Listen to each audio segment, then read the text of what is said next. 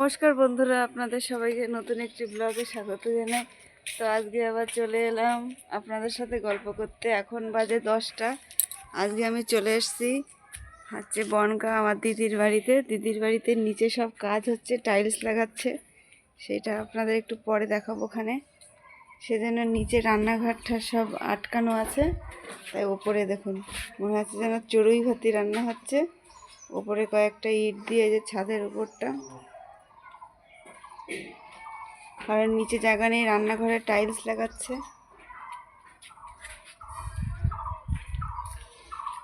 এই যে দোতলার উপরে এটা, নিচে নিচে অনেক কাজ হচ্ছে। নিচেরটা আমি এখন দেখাচ্ছি না, লোকজন আছে, তো সেই জন্যই ওপরেই ভাতটা রান্না হচ্ছে দেখুন।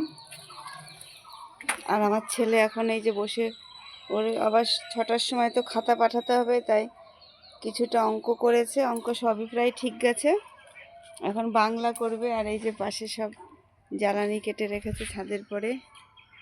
এই ছাদ থেকে দেখুন, এই যে পাশের বাড়ির ছাদ দেখা যাচ্ছে। এই সব স্নান করে জামা কাপড় মেলা আছে। আর ওদের ওপরে দেখুন ড্রাগন গাছটা কত সুন্দর। এদের ড্রাগন গাছে কতগুলো ড্রাগনও খেয়েছে, আমরা এখনো পারিনি।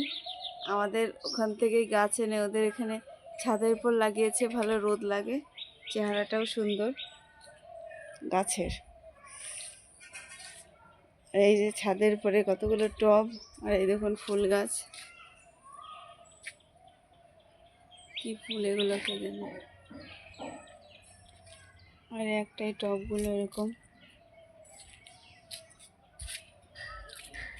এটা হচ্ছে কি গাছ কে জানে, এই গাছটা তো আমি চিনতে পারছি না। গাছের পাতাগুলো খুবই সুন্দর লাগছে।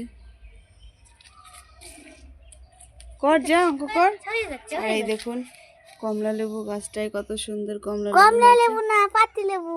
ও, এটা পাতি লেবু গাছ, কিন্তু এর আগে কমলা লেবু গাছ ছিল, সেটা হয়তো মারা গেছে। প্রচুর কমলা লেবু হতো। এই যে এটুকু পাতি লেবু গাছে কতগুলো পাতি লেবু হয়ে আছে।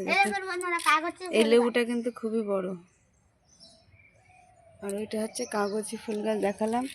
আর এই আম গাছে দেখুন, ছোট্ট একটা আম গাছে অনেক বোল এসছে, আম হয় কিনা কে জানে।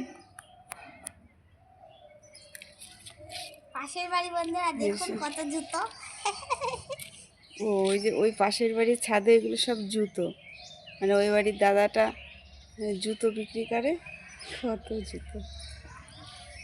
যার ইচ্ছা হবে। তো আমাদের এখানে মনে হচ্ছে যেন আজকে ছাদের উপরে চড়ুই ভাতি হচ্ছে, তো খুবই মজা লাগছে।